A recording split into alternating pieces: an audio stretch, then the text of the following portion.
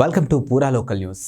సింగరేణిలో కొన్ని యూనియన్లు ద్వంద్వ వైఖరిని అవలంబిస్తూ యాజమాన్యంకు ప్రభుత్వంకు సహకరిస్తూ డిసెంబర్ 27న జరిగే ఎన్నికలకు అడ్డుకునే ప్రయత్నాలు చేస్తున్నారని, వారు కార్మికులు పక్షమా లేక కంపెనీ పక్షమా అని Singareni collieries workers union AITUC అదనపు ప్రధాన కార్యదర్శి మిర్యాల రంగయ్య, ఉప ప్రధాన కార్యదర్శి మడ్డి ఎల్లాగౌడ్, కేంద్ర కార్యదర్శి కవ్వంపల్లి స్వామి, బ్రాంచ్ కార్యదర్శి ఆరెల్లి పోషం, బ్రాంచ్ సహాయక కార్యదర్శి రంగు శ్రీనివాసులు ప్రశ్నించారు. ఇక బుధవారం పెద్దపల్లి జిల్లా గోదావరికని సింగరేణి అర్జీ1 ఏరియాలోని 2A OCP 5లో జరిగినటువంటి గేట్ మీటింగ్లో వారు పాల్గొని మాట్లాడుతూ సింగరేణిలో గుర్తింపు సంఘం ఎన్నికలు నిర్వహించేందుకు డిప్యూటీ చీఫ్ లేబర్ కమిషనర్ యూనియన్లను ఆహ్వానిస్తే కొన్ని యూనియన్లు రాకుండా సింగరేణి భవన్కు వెళ్లి డైరెక్టర్లతో కూర్చొని మాట్లాడడం, అదేవిధంగా ఈ నెల 19న కూడా హైదరాబాద్లో అధికారులతో సమావేశం కావడం వెనుక ఆంతర్యం ఏమిటని వారు ప్రశ్నించారు. ఇక సింగరేణిలో ఏఐటీయూసీ ఎవరితో పొత్తు లేదని, ఒంటరిగానే పోటీ చేసి గెలిచే సత్తా ఉందని వారు అన్నారు. ఇక రాష్ట్రంలో ఇటీవల జరిగిన అసెంబ్లీ ఎన్నికల్లో 118 నియోజకవర్గాల్లో సిపిఐ, ఏఐటీయూసీ సహకరించి కాంగ్రెస్ పార్టీ విజయానికి దోహదపడ్డాయని వారు పేర్కొన్నారు.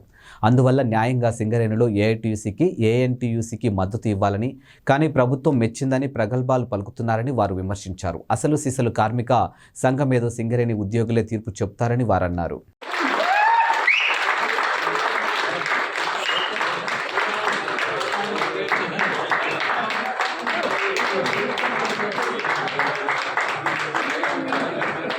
రాజేంద్ర గారు మైనింగ్ స్టాఫ్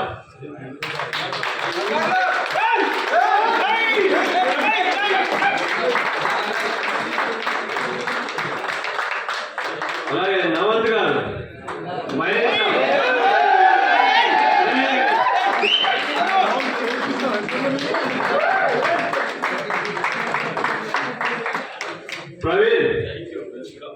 ప్రవీణ్ ఆది విష్ణు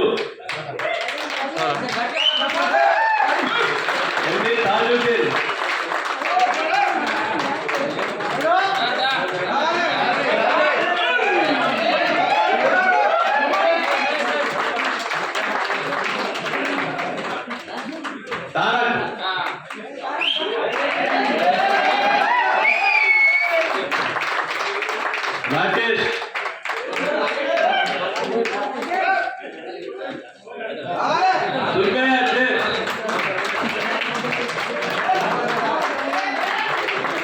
నడిపించవలసిన అవసరం ఉన్నది.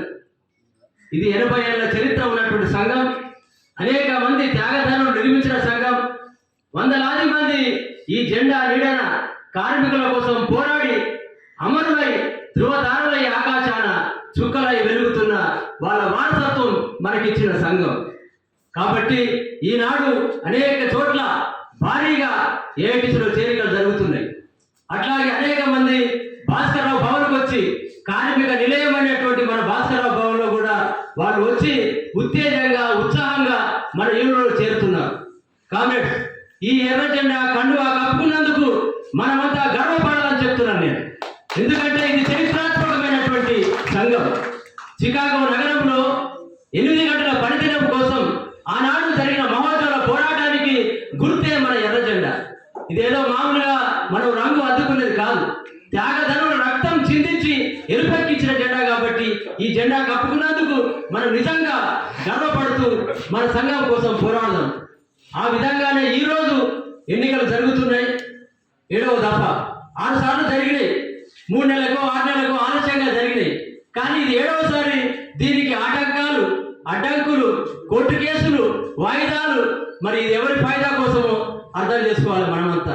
అందుకని గతంలో టీపీజీ కేసు, ఇప్పుడు అధికార పార్టీ కాంగ్రెస్ అనుబంధంగా ఉన్నటువంటి ఐఎన్టీసీ, వీళ్ళకు తెలవకుండా మాత్రం ఇప్పుడు కోర్టులో మళ్ళా సునీల్ శర్మ కేసు వేయడం అనేది సాధ్యం కాదు. ఒక ఐఏఎస్ ఆఫీసరు ప్రభుత్వానికి తెలవకుండా కేసు వేయడం అనేది అసాధ్యమైన విషయం.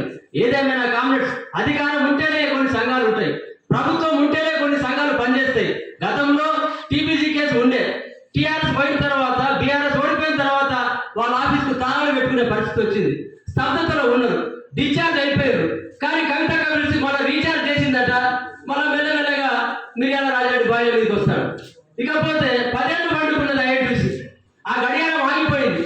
ఆ గడియారానికి ఇప్పుడు కొత్త సెల్ వేసి నడిపించే ప్రయత్నం చేస్తారు. కానీ అది మిషనే ఖరాబ్ అయింది కాబట్టి ఆ గడియారం నడవదు.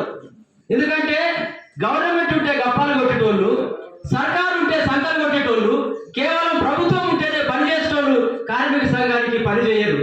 అధికారం వేరు, ప్రభుత్వం ఈ ట్రేడ్ యూనియన్ అనేది ఒక చట్టాలతో, ఒక విధానాలతో, ఒక పద్ధతులతో, ఒప్పందాలతో, అగ్రిమెంట్తో నడిచేది ట్రేడ్ యూనియన్. కాబట్టి ఈ అధికారం మాదే కాబట్టి మేమే రాజ్యం వెళ్తామని చెప్పి ఐఎన్టీసీ వాళ్ళు రకరకాలుగా మీ ముందుకు రావడానికి ప్రయత్నం చేస్తున్నారు. ఐఎన్టీసీ అంటేనే అవినీతికి చిరునామా, ఐఎన్టీసీ అంటేనే అవినీతికి కేరా పడ్డారు. కాబట్టి దయచేసి సర్కారు సంఘాలను నమ్మకుండా పోరాటాల చరిత్ర, త్యాగాల చరిత్ర ఉన్నటువంటి ఏఐటీసీని ఆదరించాలి.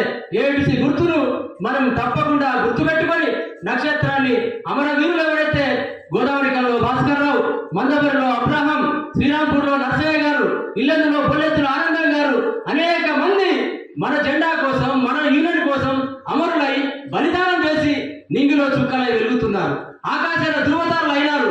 వాళ్ళ గుర్తే, వాళ్ళ స్మారకమే, వాళ్ళ జ్ఞాపకమే మన చుక్క.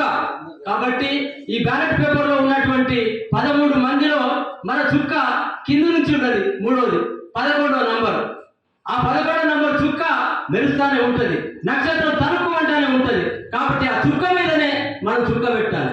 సిగరెట్లో చుక్కను పక్కా చేయాలి. కాబట్టి చుక్క గుర్తుకు ఓటేసి భారీ సంఖ్యలో మీరంతా ఏఐటీసీని గెలిపిస్తారని ఆశిస్తూ సింగరేణి కాలనీస్ వర్కర్స్ యూనియన్ నూతన సంవత్సరం అడ్వాన్స్ శుభాకాంక్షలు తెలియపరుస్తూ ఓటర్ మహాశయులందరూ కూడా సింగరేణి కంపెనీలో జరిగేటువంటి గుర్తింపు సంఘం ఎన్నికలు ఈ నెల 27న గ్యారంటీగా జరగబోతూ ఉన్నాయి. ఎవరు ఏ అడ్డంకులు చెప్పినా ఆగే పరిస్థితి లేదు. కానీ యాజమాన్యం ఎత్తులేస్తూ ఉన్నది.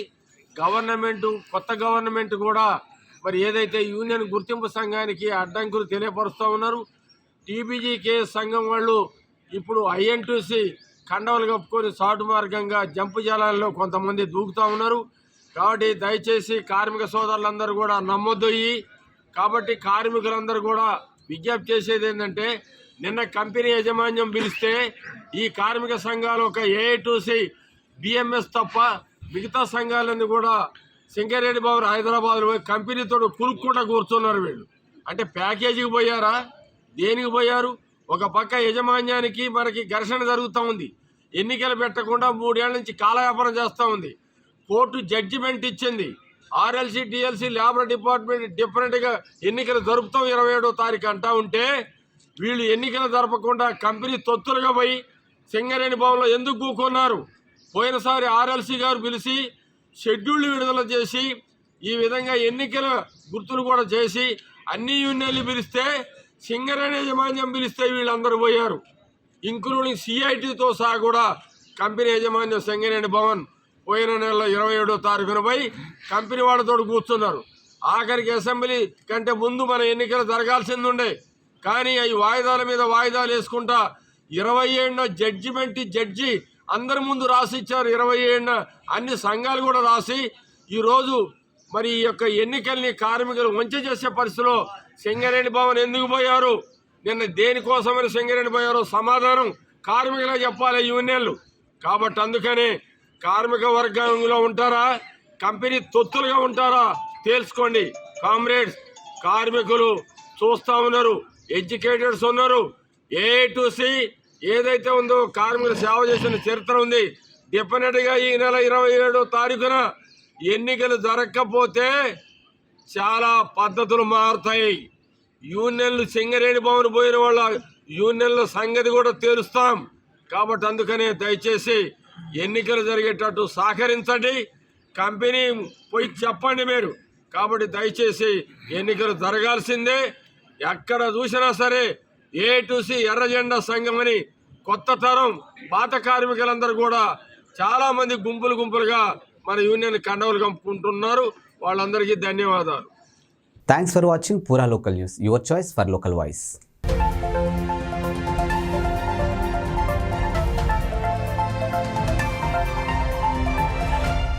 పూరా local, your choice for local voice.